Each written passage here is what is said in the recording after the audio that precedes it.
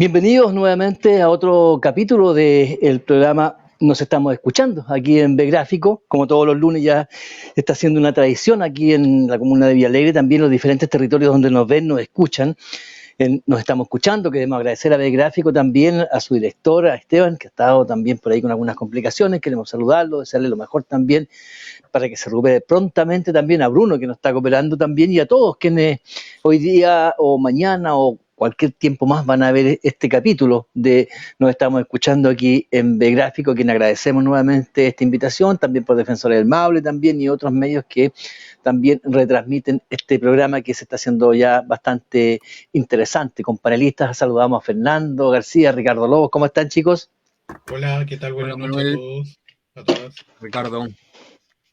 ¿Qué tal, Fernando? ¿Qué tal, Manuel? Bueno, Hola a todos los que nos escuchan. ¿cómo ha estado esa semana, chicos? ¿Cómo ha estado la semana? Tranquila. Tranquila, eso es bueno. Sí. Políticamente Como dicen un poco por ahí. más. Bueno, de eso también vamos a conversar hoy día, de estos inconvenientes también que hay de repente a veces que nos suceden y que es parte del devenir de un país como el nuestro que es tan largo. Pero también está Mariano por ahí. Mariano, ¿cómo estás? Mariano Rivera, ¿lo escuchamos por ahí?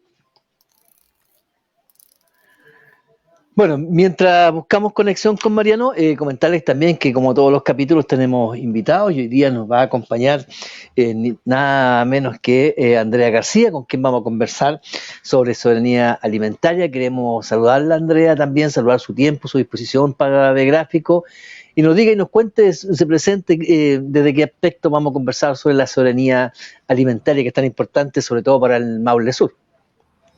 Hola, buenas noches.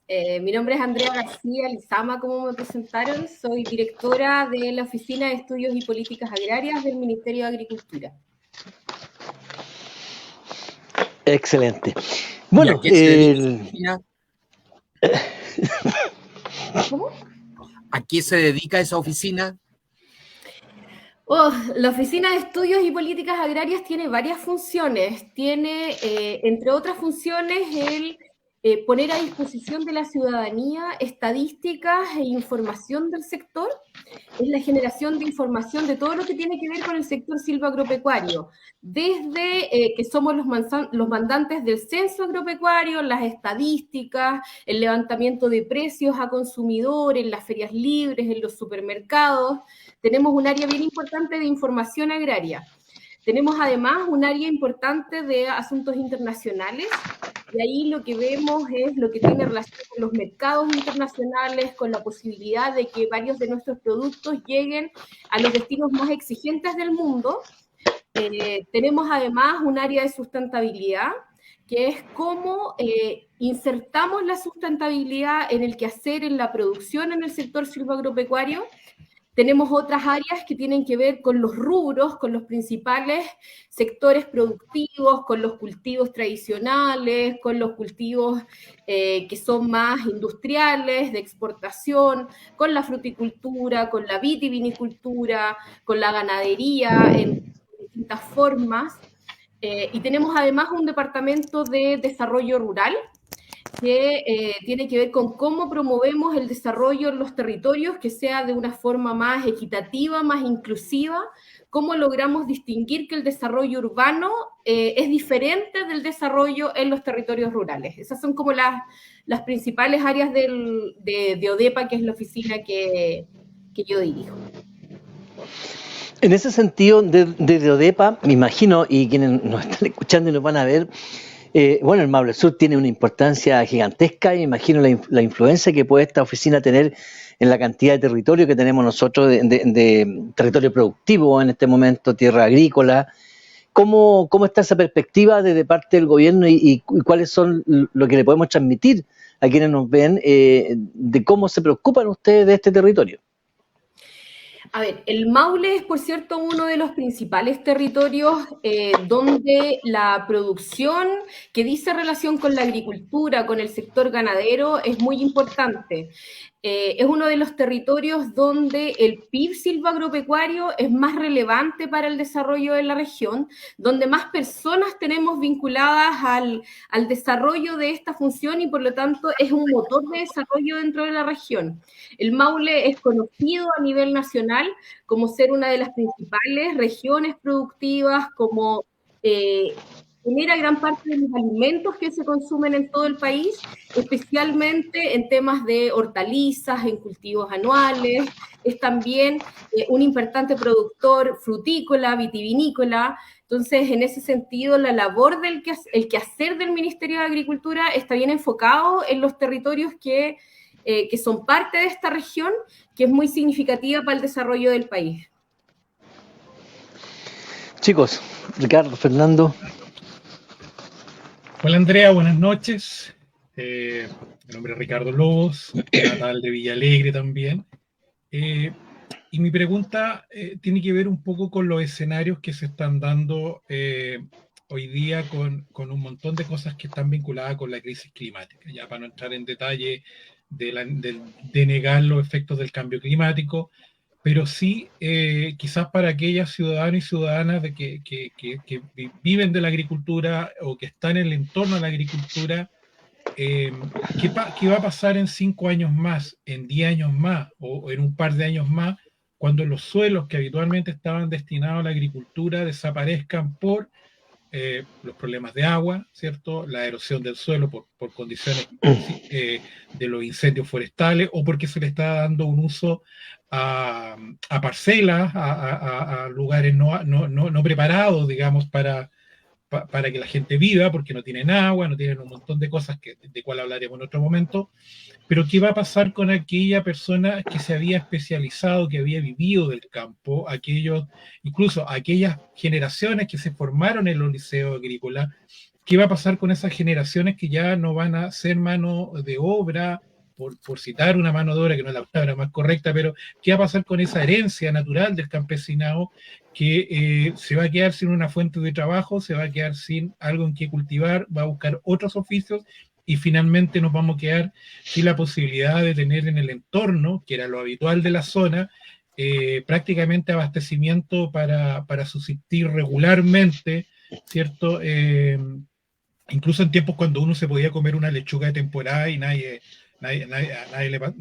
se moría, digamos, si no se la comía a mitad de año, digamos. Entonces, ¿qué está pasando con estos efectos que están provocando que desaparezca el agricultor, que se le cotice menos que antes y se le dé, a propósito del aniversario de la reforma agraria, con aquellos oficios que se van a echar de menos en el futuro? Hoy pusiste varios temas que son bien interesantes sobre la mesa. En primer lugar, los desafíos del cambio climático, que sin duda son muy importantes y en algunos territorios son más relevantes. Lo que hemos observado en las últimas décadas es que efectivamente los cultivos se han desplazado hacia el sur. Y el Maule es una región donde podemos ver que la participación, por ejemplo, de los cultivos tradicionales, como el trigo, como el maíz, ha ido disminuyendo en superficie y ha ido creciendo en otros sectores que no necesariamente son los sectores que sean más inclusivos, por decirlo de alguna manera. En tanto, tienen barreras de entrada muy altas. En particular, la fruticultura es para un sector productivo que tiene los recursos económicos que les permiten obtener retornos después de muchísimos años.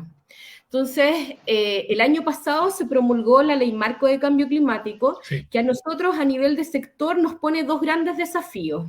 Uno es la construcción de un plan de adaptación al cambio climático, que quiere decir cómo identificamos en los distintos territorios qué tenemos que hacer para efectivamente poder seguir siendo productivos, poder seguir produciendo alimentos para las personas que habitan nuestro territorio y también en el caso del Maule y de otras regiones para la exportación.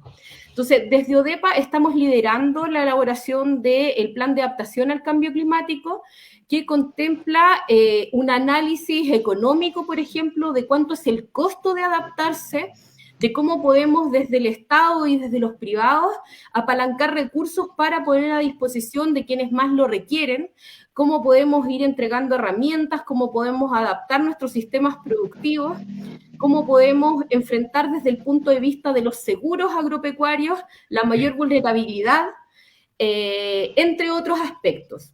Tenemos un segundo desafío que también es importante en términos de cambio climático, que tiene que ver con la mitigación. Cómo nosotros contribuimos cada vez menos a generar gases de efecto invernadero que hacen cada vez más complejo el tema del cambio climático. Si bien a nivel mundial Chile es un bajísimo emisor de gases de efecto invernadero, y en ese sentido la mayor responsabilidad de los efectos del cambio climático no es de los países del Cono Sur, sino que es de los países que están industrializados, de los países del norte más específicamente. Nosotros tenemos compromisos internacionales y tenemos que ser capaces de producir de forma más sustentable. Entonces tenemos esos dos desafíos que nos pone la ley marco, que la ley marco es un acuerdo entre los distintos sectores políticos, en el sentido de que el cambio climático es algo que nos atañe a todos, aunque no nos afecta por igual. Las poblaciones más vulnerables son definitivamente más afectadas por el cambio climático. Totalmente. Pero estamos trabajando en ello. Y quería dar cuenta de 4 temas que estamos abordando, además como Ministerio de Agricultura, que dicen relación con lo que tú mencionabas, con la introducción que nos diste. En primer lugar, el tema de cómo podemos entregar herramientas a los territorios para que sigan produciendo alimentos. Cómo generamos condiciones en el campo para que las personas se quieran quedar, para que los jóvenes encuentren atractivo el campo, para quienes producen alimentos, sobre todo para la población nacional, tengan las condiciones para ello. Y con las condiciones me refiero con acceso a los recursos productivos, acceso a capital de trabajo, acceso a herramientas para ser sustentables y sostenibles en el tiempo. Nosotros como Ministerio de Agricultura elaboramos una estrategia, que es la Estrategia Nacional de Soberanía para la Seguridad Alimentaria, que es una estrategia que es multisectorial en el sentido de que permite la coordinación de 8 ministerios, que además se construyó de forma participativa con el sector privado, y que logramos generar un acuerdo que es bien amplio, porque va desde las organizaciones de la agricultura familiar campesina hasta los grandes productores de la Sociedad Nacional de Agricultura. Y lo que hicimos en esto fue identificar cuáles son los patrimonios que hoy día son la base de nuestro sistema alimentario. Y están los recursos naturales, los recursos productivos, las personas, los canales de comercialización, las dietas saludables, incluso como patrimonio. Y lo que hicimos fue identificar distintas acciones, distintos ámbitos que nosotros tenemos que promover como Estado, para efectivamente dotar a los territorios de condiciones para poder seguir produciendo y dotar también a las personas de información para que puedan acceder a mejores alimentos en las mejores condiciones. Dentro de esta estrategia, además, estaba contemplada la posibilidad de reformular la ley de riego. La ley de riego que nosotros teníamos hasta hace muy poco, y bueno, la que todavía está vigente, porque falta todavía dictar los reglamentos, tiene varios factores que la hacen ser poco inclusiva, en el sentido de que los pequeños productores no pueden acceder a ella. Porque, entre otras cosas, requiere que las obras de infraestructura se realicen y se pagan una vez terminadas. Y los pequeños productores no tienen acceso a ese capital de trabajo. Entonces, nosotros como Ministerio de Agricultura impulsamos, el año pasado presentamos una indicación sustitutiva a la ley de riego, la tramitamos durante un año y hace 2 semanas atrás ya se aprobó en el Congreso, primero en el Senado, después en la en la Cámara de Diputados, y hoy día está lista para ser promulgada y entrega una serie de herramientas que nos permiten hoy día pensar en que el próximo año ya vamos a poder tener acceso a la pequeña agricultura. Además, lo que hace es acotarlo, deja fuera a los grandes productores, disminuye la posibilidad de entregar subsidios a aquellos que ya tienen las condiciones para poder tecnologizar el riego. Entonces, también eso es algo que es bien relevante. Trabajamos además una propuesta de nuevo programa de recuperación para los suelos degradados. También mencionabas el tema de la erosión. estamos trabajando desde ODEPA un nuevo programa para la recuperación de suelos degradados, que en realidad ahora es un poco distinto porque permite la gestión sostenible de los suelos, y ahí también incorporamos varias herramientas que son interesantes, que tienen que ver con la sustentabilidad, con la posibilidad de apoyar comunidades, no solo a personas individuales, entre otras cosas. Mencionaste también el tema de las parcelaciones, de cómo las parcelaciones nos van quitando terrenos que son productivos, de cómo generan una presión importante respecto de la disponibilidad de agua, respecto incluso de los desechos, de cómo manejamos los desechos que se producen a nivel de las parcelaciones. Incluso en el Ministerio de Agricultura vemos también cómo los perros que habitan estas parcelas secuestrados atacan el ganado en los casos en que las parcelas se encuentran también cerca de productores de ganado. Y eso también lo estamos abordando desde el Ministerio de Agricultura, en conjunto con otros ministerios que son parte de la Comisión de Vivienda y Territorio, que es liderada por el ministro Montes, donde efectivamente también estamos presentando un proyecto de ley donde nos hacemos cargo del tema de las parcelaciones, donde ponemos una serie de requisitos para que puedan existir, que contemplan, entre otros, la necesidad de que se creen condiciones para que ellos se provean de recursos hídricos y para que administren sus propios desechos. Entonces, estamos trabajando en varios ámbitos que dicen relación con los desafíos del cambio climático, de la seguridad hídrica, de la sostenibilidad de los suelos y también de la posibilidad de seguir contando con suelos para la producción de alimentos. Y eso que hice una pura pregunta. Muchas gracias. ¿Quién me mandó a hablar? Así, felicitaciones. No, está tremendo bien. tema. No, está bien, es que es un tema gigantesco lo que estamos conversando. Imagínate la soberanía alimentaria y sobre todo para el Maule Sur, un territorio tremendamente agrícola de mucha historia, ni hablar de la reforma agraria en estos sectores que es parte también Laguna, acá San Dionisio, Santa Elena, en sectores cercanos en la comuna de Colbún, en todos lados. Pero también hay otros factores externos también que están atacando el Maule, que tiene que ver con otras energías, con otras producciones que se acercan a los territorios agrícolas y que también, así como las parcelaciones, tienen de repente un efecto bastante negativo en algunos casos. El tema de la instalación de los paneles fotovoltaicos y otras energías en el Maule, creo que también ese es un tema que le causa mucha importancia, sobre todo en el Maule Sur, en Cauquenes, un sector ahí también con algunas industrias medias contaminantes.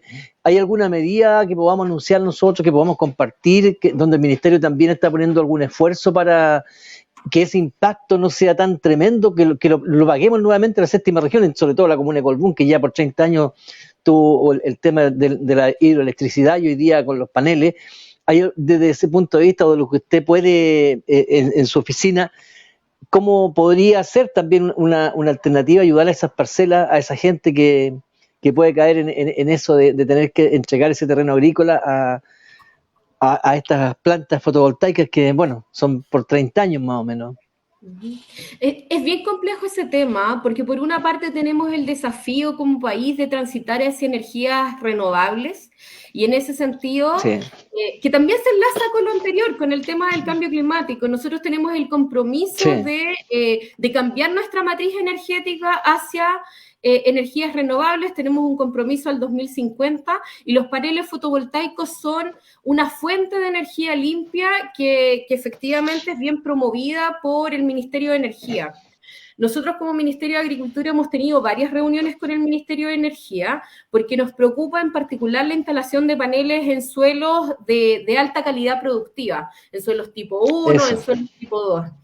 Y hemos tenido conversaciones en esa línea. Es importante destacar que el tema de la instalación de paneles fotovoltaicos es un tema que ha surgido en todos los territorios.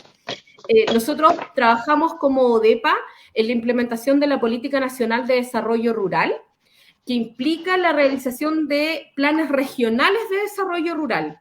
Y en todos los planes regionales de desarrollo rural que hemos realizado y que estamos realizando desde Arica y Parinacota hasta Magallanes, este es un tema que surge. O sea, es un tema que preocupa y ocupa a los territorios. Y bueno, ahí el ministro particularmente ha sostenido reuniones con el ministro Pardow, con con los equipos de trabajo para poder ver cómo nos organizamos. Una de las posibles herramientas tiene relación con dotar a las distintas comunas, a los distintos gobiernos regionales, de herramientas para la planificación y para el ordenamiento territorial. Yo creo que esa es una de las herramientas que nosotros hemos identificado como más interesantes. Hoy día tenemos herramientas para realizar un ordenamiento territorial a nivel urbano, pero no contamos con herramientas para realizar este mismo ordenamiento a nivel de los territorios rurales. Y ese es uno de los desafíos que está contemplado en el plan de gobierno. Así que estamos trabajando en eso, probablemente tenemos resultados menos visibles, pero es algo que nos preocupa y que tenemos como prioridad abordar en estos 4 años de gobierno. Bueno, decirles que nos estamos escuchando acá en Begráfico también y otros medios. Saludar a Emilio Sotelo, Rosa Lobos Mancilla, Teresa Olivo, Cómo dar conciencia a todos, a René Tavilo, excelente Ricardo Lobo, a Mancay, no hablan nada del vertedero que se quiere instalar en una zona agrícola y ganadera en el Cerro Quilipín de Putacán. Lo hemos tocado en algunos temas acá, hemos tenido entrevistas.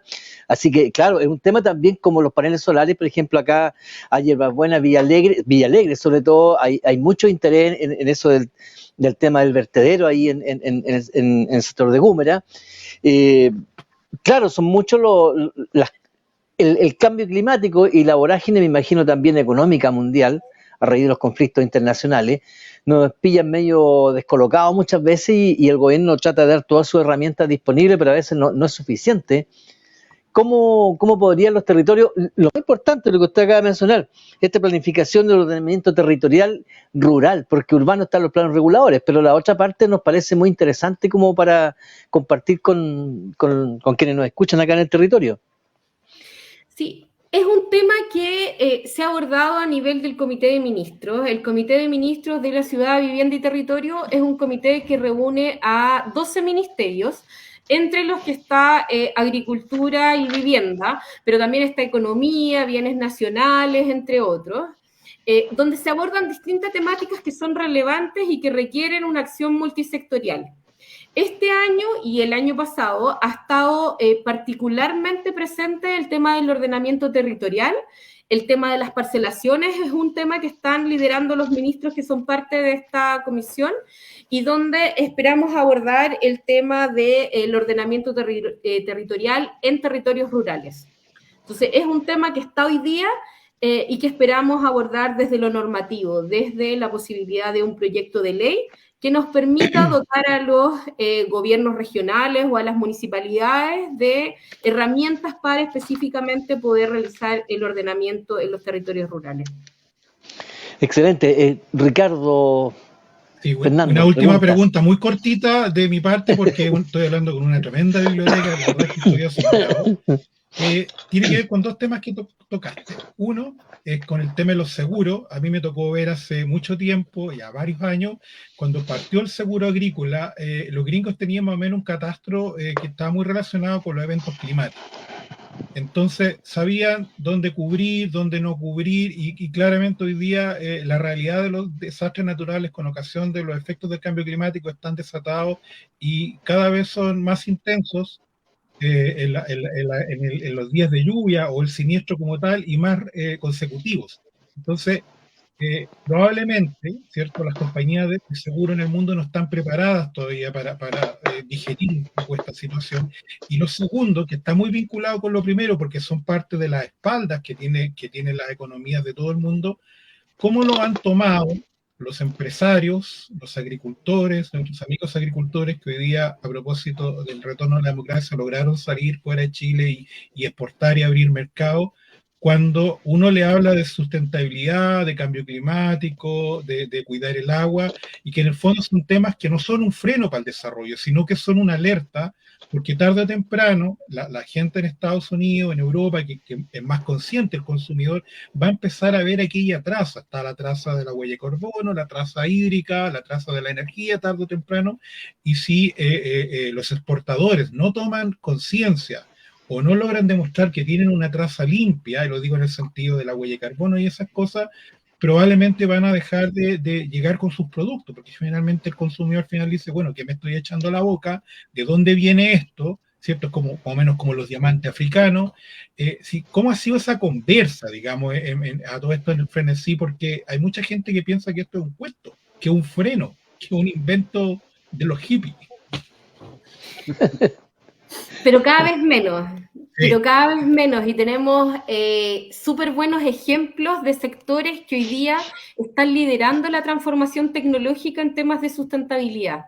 Y quería ponerles dos ejemplos de cadenas. Nosotros en general hablamos de las cadenas silvagropecuarias, donde se han implementado prácticas de sustentabilidad que son tremendamente relevantes. Una cadena que está bien articulada y que trabaja en conjunto entre los productores, la agroindustria, el sector público y el sector privado, es la cadena del sector arrocero. Y el sector arrocero desde hace ya 15 años está trabajando por el desarrollo de nuevas variedades o sea, hace muchísimos años más. Hace 15 años que están trabajando de forma articulada, unidos a investigadores internacionales, son parte de una red internacional para el desarrollo de variedades que tienen menores requerimientos hídricos. Trabajan además para incorporar prácticas que son más sustentables para el suelo, como por ejemplo la cero labranza, que implica que no se destruye el terreno al momento de sembrar. Porque cuando nosotros hacemos una labranza que implica remover las capas, lo que estamos haciendo es liberar materia orgánica y destruir el suelo. Y los arroceros han sido pioneros en implementar la cero labranza. Tenemos además que también han sido pioneros en implementar la siembra en seco. El arroz es un cultivo que tradicionalmente se siembra inundado y los agricultores chilenos están liderando acá la siembra en seco, que implica una reducción del recurso hídrico de hasta un 40%. Ya lo tenemos probado y está funcionando y tenemos una especie de consorcio que no se llama consorcio, pero donde trabajan el sector público y privado y donde todos nos comprometemos y ponemos recursos para efectivamente incorporar prácticas que son más sustentables. Entonces, ese es un súper buen ejemplo de cómo trabajan unidos productores pequeños, medianos, grandes, agroindustrias. Ahí tenemos dos industrias que trabajan muy, muy comprometidas. O sea, tenemos a Tucapel y a Carosi. Tenemos además Elinia, que está, Elinia Quinopapo, que está en Chillán, que también desarrolla estas temáticas. Tenemos organismos internacionales como ICO, que también están apoyando el desarrollo de este sector. Entonces, tenemos una unión que ha resultado muy ambiciosa y muy buena para impulsar prácticas que dicen relación con la sustentabilidad, con el buen uso del recurso hídrico, con la conservación del suelo, entre otras. Y una segunda cadena que también funciona bastante bien en el sentido de incorporar prácticas de sustentabilidad es el sector lechero, que probablemente está bien lejos del Maule, pero que igual es interesante porque es un súper buen ejemplo. Y ellos están liderando hoy día el sector que está promoviendo en conjunto con la Agencia Chilena para la Sustentabilidad y el Cambio Climático la implementación de acuerdos de producción limpia. Los APL, sí.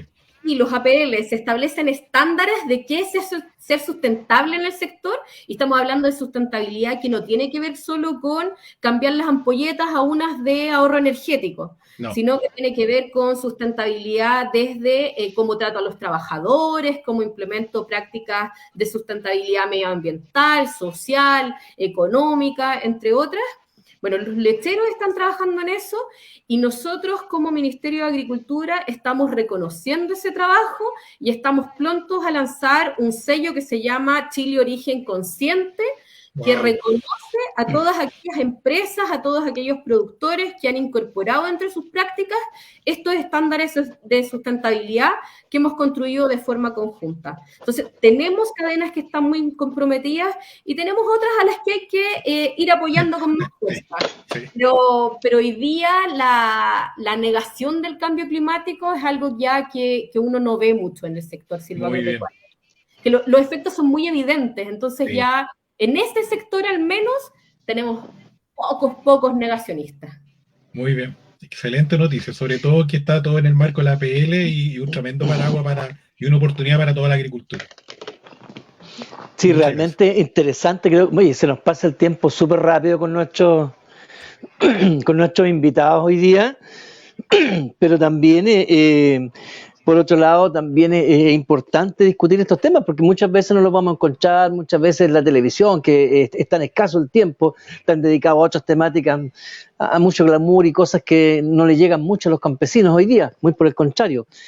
Pero creo que temas como este son interesantísimos, sobre todo en el Maule Sur, que hablan de una región agrícola con potencial, que a veces se siente disminuida. Estábamos viendo los comentarios, saludar a Ricardo Palacio, también a Pati Labraña, Viviana Toledo, también a Salvemos Colbún. Ellos tienen bastante información y así lo hacían sentir también sobre las industrias que están acá. Hay algunas que no cumplen. Vamos a tener noticias sobre Coesca, una gran empresa cárnica que tendría algunos problemas con alguna. Vamos a ver si para el fin de semana en el Maule Sur también existe, podemos tener más claridad en esto porque estamos siguiendo esa hebra hace tiempo y vamos a ver si podemos llegar a alguna conclusión también, porque queremos ver lo bueno, que estamos conversando hoy día, lo malo, ¿para qué? Para corregirlo y ver si realmente es posible que se queden en este territorio o tengan que, como usted bien lo decía, Andrea, buscar otro territorio que les sea más adepto para ello y nosotros volver a recuperar esa pequeña agricultura campesina que están acá del Maule Sur.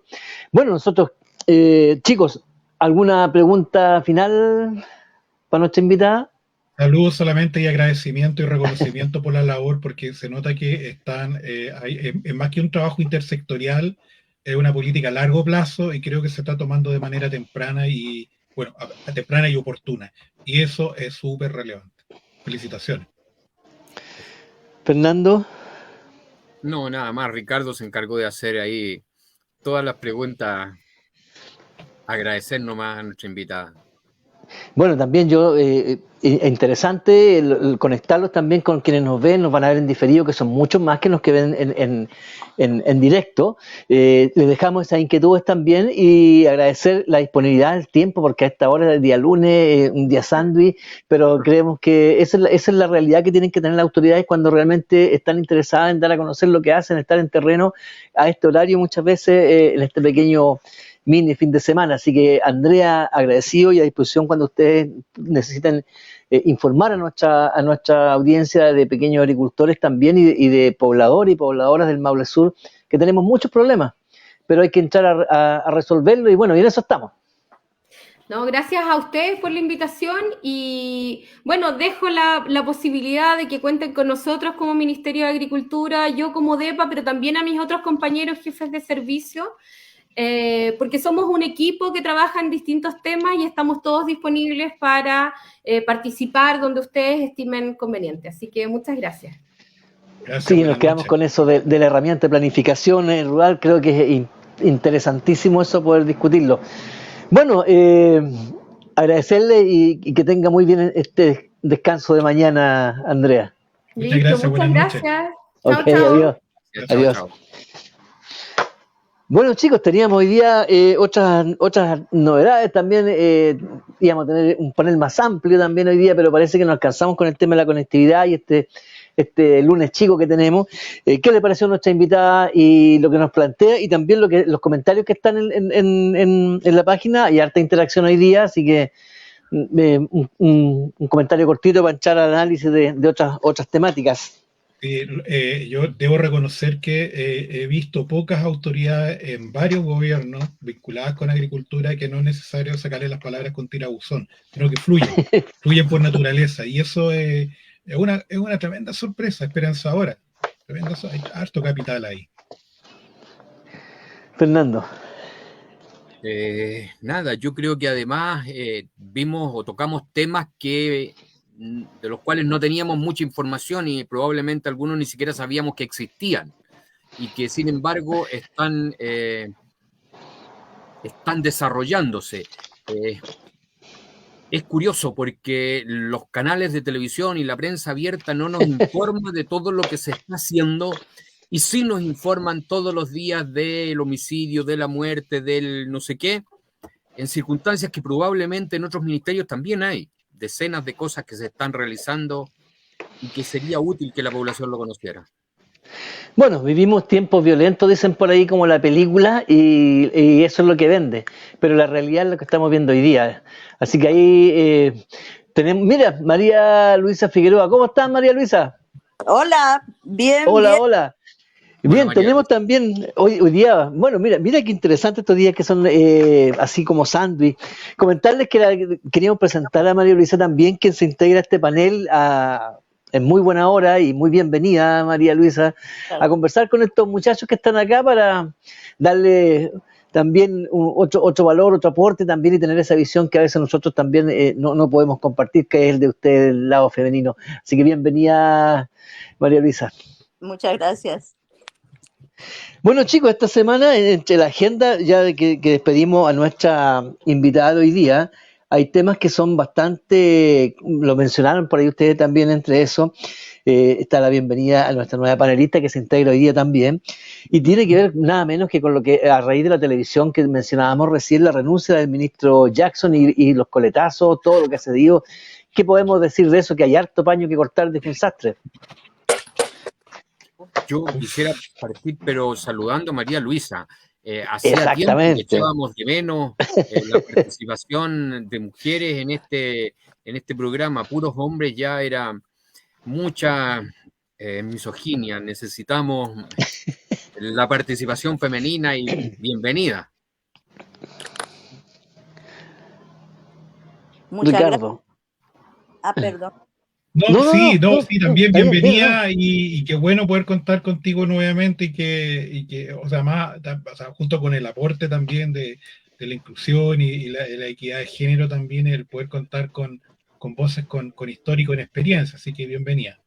Oye, y ahora más que nunca tenemos que estar atentos a lo que va a pasar con el avance que habíamos logrado un poco las mujeres, la paridad, los temas valóricos, porque están en riesgo con los convencionales y con esta arremetida que hace un sector súper conservador que en definitiva quiere a las mujeres en la casa y no quiere que entremos al mundo público a hacer nuestro aporte también en la sociedad. Pues, o sea, sabemos cuál es el pensamiento de quienes ahora están encabezando, y en mayoría en todos los ámbitos del poder político, casi prácticamente. Entonces, las mujeres estamos corriendo un gran riesgo respecto a los derechos que ya habíamos ganado.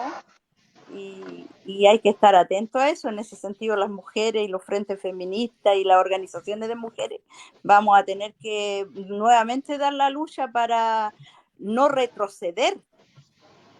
Eso.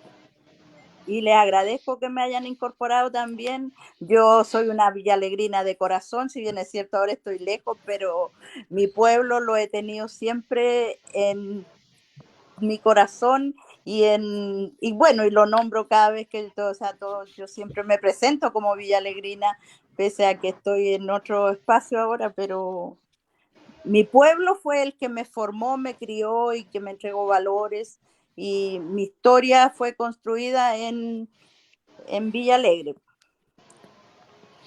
Bueno, eso es lo interesante, la conexión con el territorio nunca se pierde ni se debe perder tampoco, entonces creo que es un gran capital. Chicos, volviendo a lo que ha sido el tema y ahí, bueno, la renuncia del ministro de Desarrollo Social, ¿qué les merece? Porque, bueno, hay diferentes interpretaciones, desde algunas bastante, con un consejo político bastante poco, digamos, que gusta, ahí ya esto hablamos lo hablamos el sábado en el Maule Sur, pero ¿cuál sería, de mi punto de vista, lo planteo al tiro, creo que la mayor extorsión que ha tenido un gobierno, ya que es cuando es como, hablando de violencia, es como cuando secuestran a un familiar y le piden 1 millón de pesos, y cuando uno llega con el millón le dice, no, es que ahora queremos 2 millones.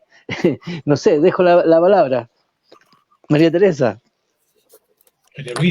María Luisa, mira, estamos claritos.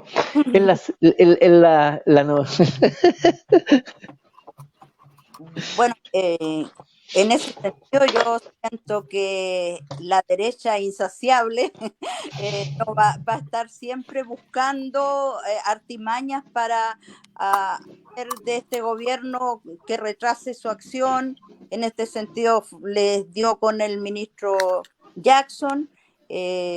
El había tenido una importante participación. Él fue uno de los primeros ministros que salió ante la emergencia a través del Ministerio de Desarrollo Social a apoyar los incendios, hizo mucho terreno. El ministro hizo bien su pega, pero claro, era una moneda de cambio de la derecha que no quiere. Yo, a mi juicio, así lo veo yo. Ellos no quieren reformas. Ellos están bien como están.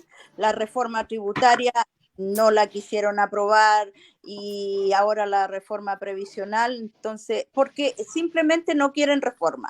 Ellos no quieren que nada cambie y quieren hacer que el gobierno no logre estos aspectos tan importantes para el pueblo chileno. Y es por eso que ahora es Jackson, después buscarán a otro y van a continuar, porque en definitiva ellos quieren estancar que se implementen estas reformas que favorecen a los más desposeídos de este país, a la gente de clase media, y que el gobierno no pueda ejecutar su programa. En el fondo ellos quieren entrabarlo todo y claro, usaron al ministro Jackson y, como digo, va a ser como un saco roto, no se llenará nunca y ya lo único que quieren es entorpecer el programa del gobierno. Yo quisiera relacionarlo con lo que tú misma decías un poco antes. Yo creo que aquí se trata de una operación política en la que el ministro Jackson fue el chivo expiatorio. O sea, podía haber sido cualquiera, pero en algún momento encontraron que el ministro tenía un flanco más débil y empezaron a atacarlo.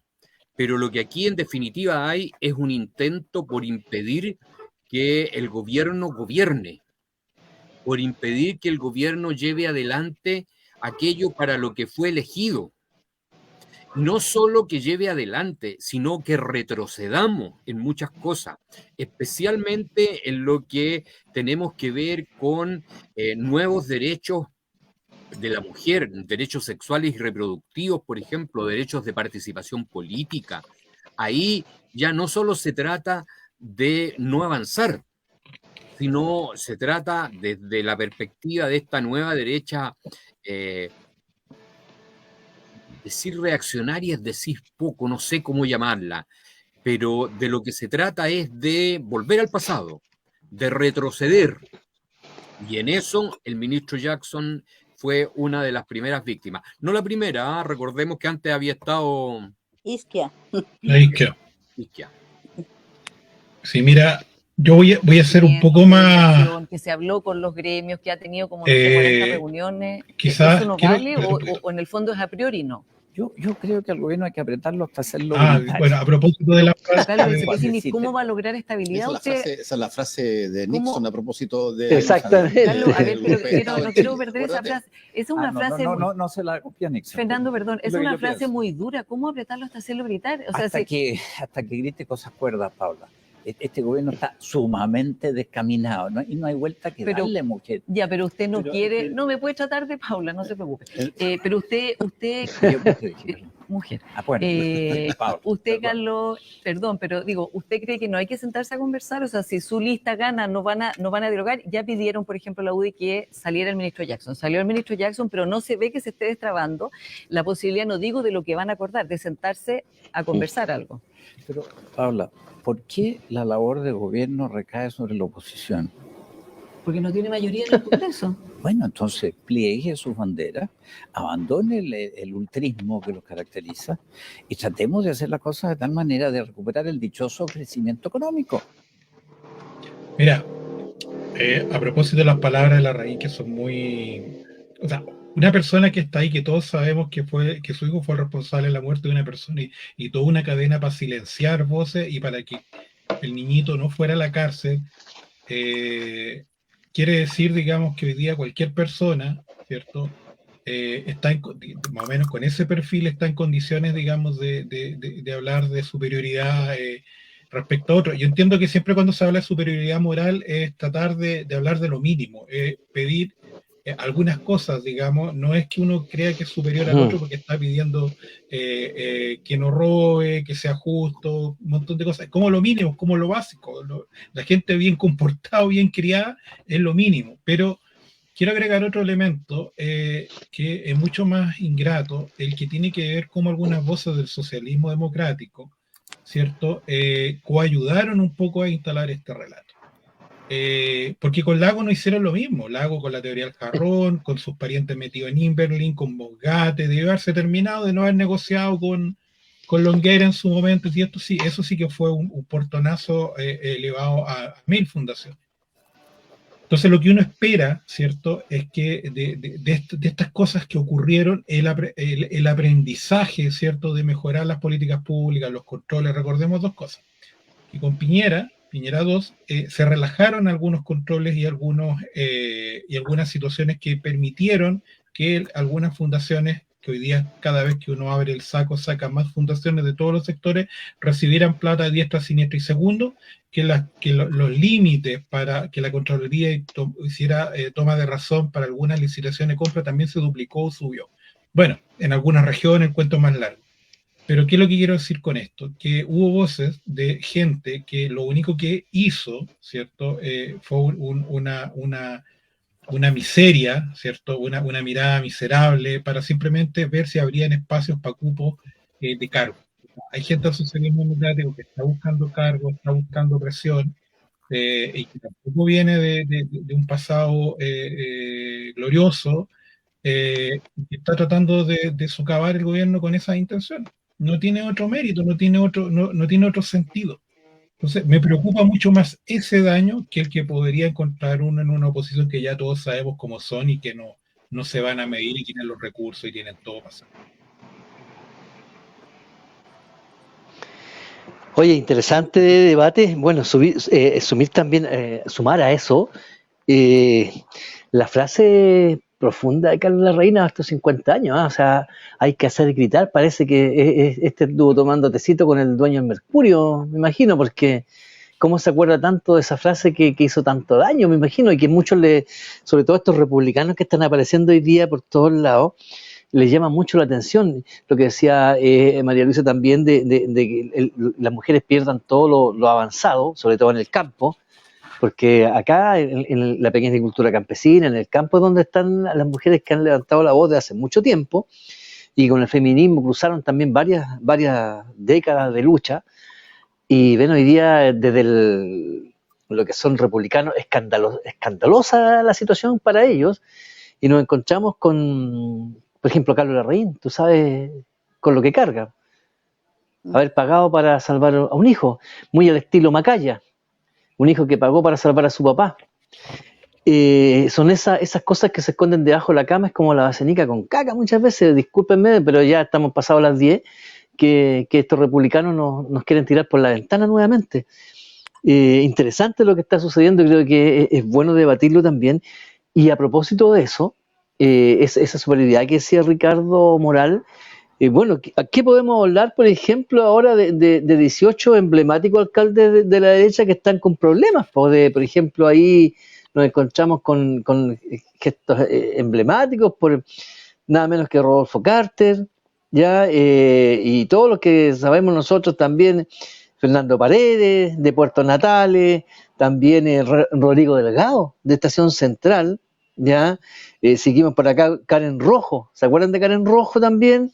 También Luis Rey y Carolina Silva, Albo, alcalde y actual alcaldesa de Río Bueno, o sea, por todo el país esto, y también, bueno, Felipe Alessandri, Graciela Ortúzar Novoa, de Lampa, entonces creo que Felipe Guevara, y bueno, para ir cortando un poco esto, después de Pedro Sabat, dejarlo con nada menos que Juan Castro, ¿se acuerdan de Juan Castro? Nuestro senador del Maule, Juan Castro también está en esa lista, y Germán Codina, también Joaquín Lavín Infante, imagínense de lo que estamos hablando, ¿ya? Y nada menos que Katy Barriga también, Virginia Reginato, o sea, ya dimos vuelta para terminar con el famoso Raúl Torrealba, que le tenía tanto miedo a la delincuencia, que los billetes los escondía en las paredes de su casa. ¡Qué mayor seguridad! Y en el sur. ¿Qué les parece esa situación esto no es un empate moral porque no tiene nada que ver, sino que es la coincidencia que quienes disparan, que lata que están en esa situación, porque se habló mucho de la fundación y no compartimos para nada el mal actuar de quienes están involucrados, pero esto otro es como que está debajo de la alfombra quedando todos estos alcaldes que hace tiempo que vienen y no son menores, solamente Raúl Torrealba son 760 millones.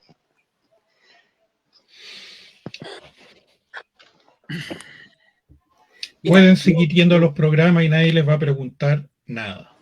Yo quisiera partir insistiendo en algo que creo que es relevante. Y lo primero es que hay que condenar cualquier tipo de corrupción.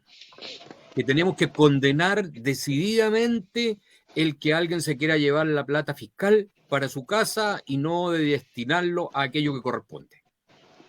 Lo segundo que yo diría es que la derecha en general no tiene autoridad moral para venir a tratar de dictar ellos cátedra sobre lo que hay que hacer frente a estas cosas. O sea, no hicieron absolutamente nada y tienen los mayores niveles de corrupción que ha conocido este país. Y lo tercero es que yo creo que este tema nos tendría que servir, este tema que está ahora a la palestra, el tema de las fundaciones y todo, como un punto de partida de nuevos mecanismos de control. O sea, creo que es momento de aprovechar esta oportunidad y establecer nuevos mecanismos de control y además dejar en claro que en nuestro país tenemos que sancionar a todos aquellos que corresponda, venga de donde venga. Yo comparto eso también, que la corrupción debe ser enfrentada, venga de quien venga y sancionada obviamente.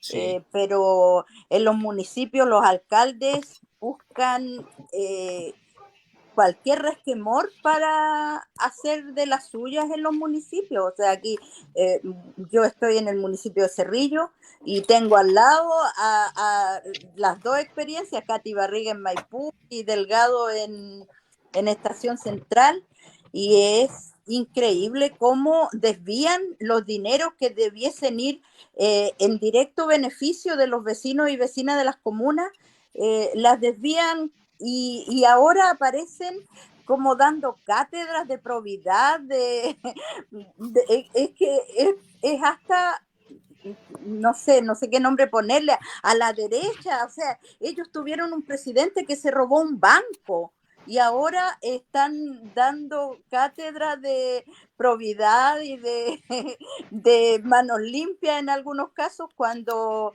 todos sabemos que si hay un sector y ellos son expertos en desviar dinero, en robar y en mal utilizar los recursos públicos.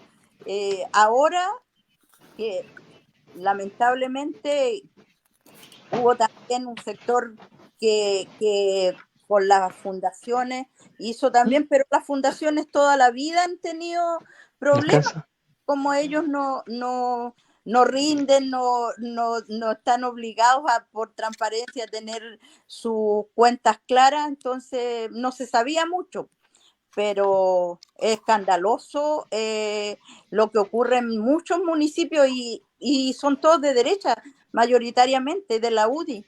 Entonces, ¿con qué cara, digo yo, tiran la piedra si ellos están rodeados de gente que sabe hacer malabares para hacerse de plata ajena, la plata de los vecinos y vecinas de su comuna? Eso. Sí, lo comentamos también. Bueno, acá también en la región, lo comentábamos, el alcalde Juan Castro, antes que fuera senador, lo sentaron en el banquillo con 45 millones de pesos, pagaron los tres Juanitos. Juan Díaz, actual alcalde de Talca, Juan Valdebenito, republicano hoy día, me parece que es consejero regional, y Juan Castro pagaron por ser inocentes. Eso es lo que la gente se pregunta, que les Maule, ¿por qué pagaron si eran inocentes? Bueno, de ahí cada uno, después Juan Castro es actualmente senador, Juan Díaz es el alcalde de Talca, y Juan Valdebenito es el consejero regional, tenemos entendido. Pero también ahí en Talca, miembro del Tribunal Electoral del Maule es imputado por abuso sexual, lo comentamos la semana pasada, se trata de Gastón Pinochet, que es el segundo miembro del Tribunal Electoral del Maule, que tiene que sancionar al alcalde, a propósito que hoy día también salió profusamente en la noticia la acusación contra el alcalde de Linares, Mario Mesa, también por parte de los concejales de la ciudad de Linares, quienes lo acusan de notable abandono de deberes, y también está el alcalde Colbún, que aparece también mencionado, se habla también del alcalde de Longaví y otras comunas cerquitas por estos lados también que estarían en proceso. Entonces creo que hay un daño gigantesco, pero el que los tiene que sancionar está acusado de... Tiene esta imputación de abuso sexual, y la defensora también es nada menos que la Grace Salazar, que es la asesora jurídica de la Municipalidad de Talca, y quien un grupo de concejales también interpusieron ante Contraloría una causa en contra del actual director de Dirección de Asesoría Jurídica de la comuna, Grace Salazar. Creo que esto está llegando ya a una ramificación gigantesca, no solamente desde el Congreso, desde aparatos del Estado, sino también de los municipios a concejales, gores y intendencias regionales. ¿Qué podemos hacer, chicos, y qué podemos decirle a la gente que nos ve, nos escucha y nos va a ver cuando la televisión hace farándula con ciertos casos, pero no los menciona a todos? Exactamente. Difícil, porque quien debía hacer ese trabajo, que es parte de, hablemos de los partidos con más historia, los que han estado más en el poder, como el socialismo democrático, se queda callado, no hace quiebre, no cuestiona, tiene frente en el panel de televisión a la misma gente que ha tenido que pagar para no irse presa, y no les dice nada, normalizan todo, se normaliza la delincuencia en esas redes, en ese tejido, entonces... ¿Qué queda para la gente que efectivamente comete un delito, se equivoca y trata de enmendar el rumbo y no puede porque no tiene plata para pagar y subsanar el daño y evadir la cárcel? Imagínense, pedófilos sueltos por 150 millones de pesos, defraudadores al fisco y un montón de cosas. Sí, es largo el historial, pero eso tiene que ver con un sector de la población que piensa que solamente pagando y evadiendo con redes de apoyo sigue la vida política. Uno podría esperar que esta gente se fuera para la casa, nunca más saliera a la calle después de haber hecho lo que hicieron. No, pero siguen como cualquier persona, es lo normal. Te robé, tuve que pagar plata para no ir a la cárcel, pero sigo hablando de cosas dando comunes. cátedra más encima. Claro, de seguridad y de un montón de cosas y etcétera. Pero parece que nuestro país tiene ese sello. Criminaliza solamente al ladrón proletario.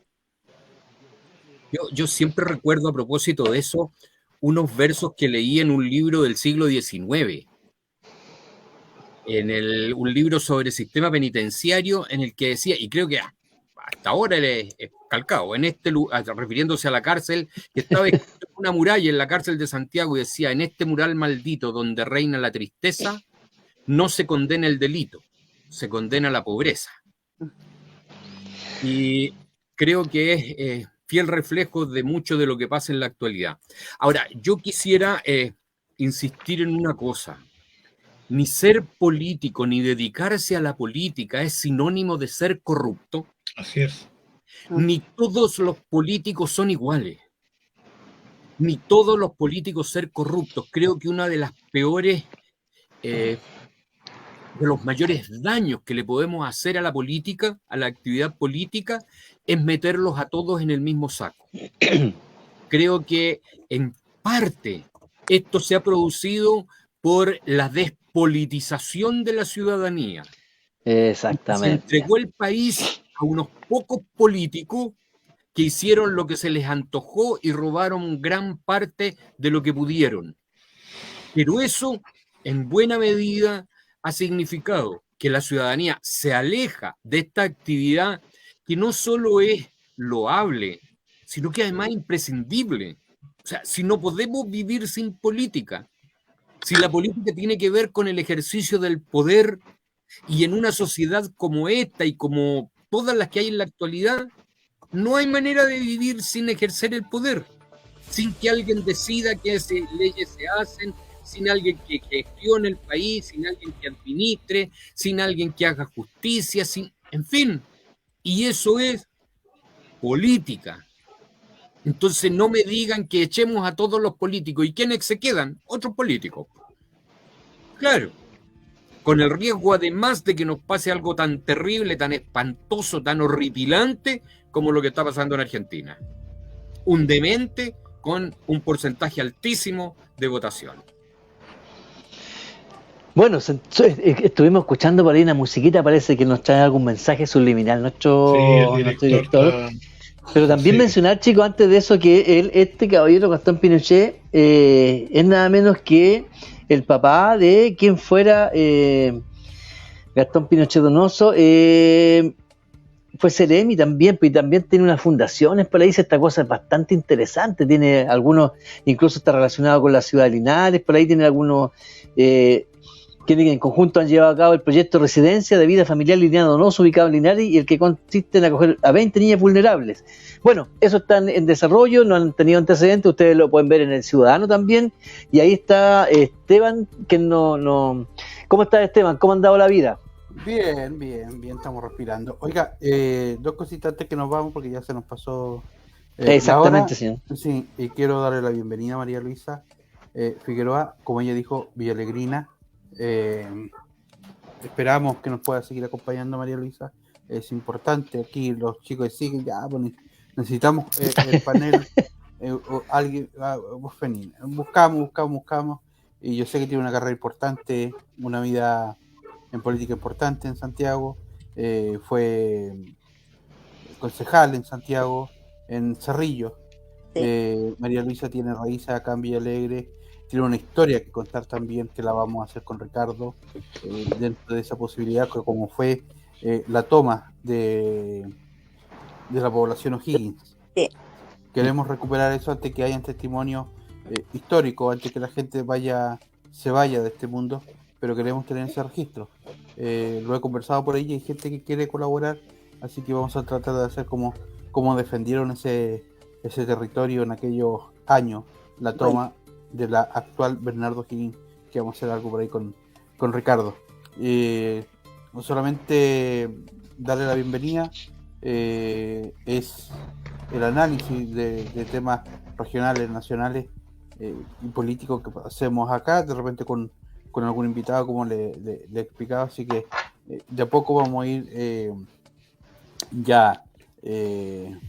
acercándolo también a los testimonios de los 50 años, que ya vamos a empezar a hacerlos también, tenerlo, porque en Villa Alegre también pasaron cosas. Entonces, para ello, Fernando, Ricardo y usted, María Luisa, es importante también que nos colabore con aquello para hacer algo, para también conmemorar lo que fue del lado de la gente que sufrió con respecto a esta situación del 73. Así que un abrazo, bienvenida, está en su casa, este grupo de amigos. Santiago, Ricardo también está en Santiago. Fernando, ¿dónde estás, Fernando? ¿Te fuiste? Sí, estoy en Santiago en este momento. En Santiago también, el Manu está por Linares, así que bienvenida y agradecido a todos por colaborar y hacer este programa que, como dice y lo colabora Fernando García y lo pone contento eso, porque mucha gente después que termina el programa durante la semana lo ve y lo ven bastante, así que para ellos también un saludo especial respecto a este programa. Manu, usted con la palabra. Bueno, sí, nosotros agradecer la presencia de María Luisa acá también, igual que la invitada esta noche, hoy día en este horario. Agradecer a los panelistas. Mariano no alcanzó a conectarse hoy día.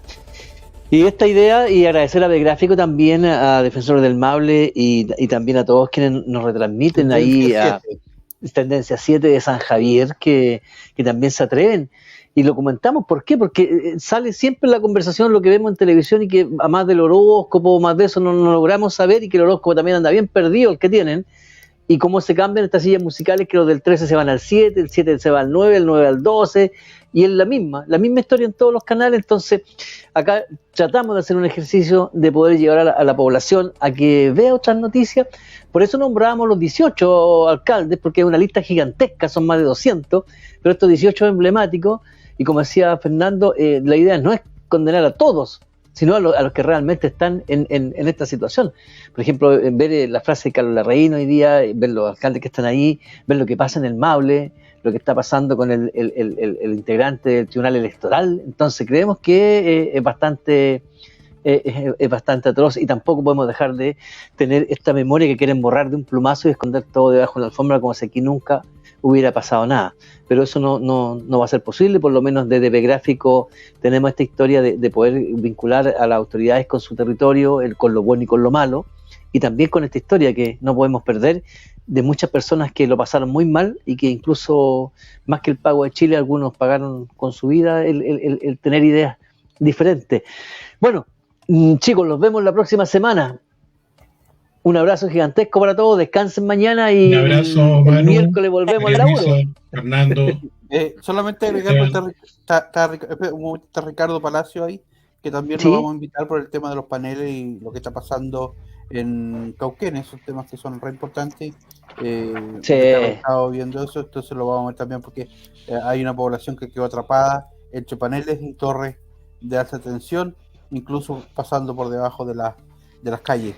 Y lo otro que también nos dicen, no hablan nada del relleno, también vamos a invitar También a la gente del relleno sanitario, también va a ser vamos a tener esta postura acá y a escucharlo a ellos también que están haciendo esta mesa de conversación con respecto a lo que significa la instalación de un relleno sanitario en el Cerro Quilipín, que usted va a poder ver si se llega a instalar, va a ver desde la carretera como ¿cómo se llama esto? El de hielo. Un glaciar. Un glacial de basura colgando del cerro. Así se va a ver. Porque es un hoyo que van a rellenar.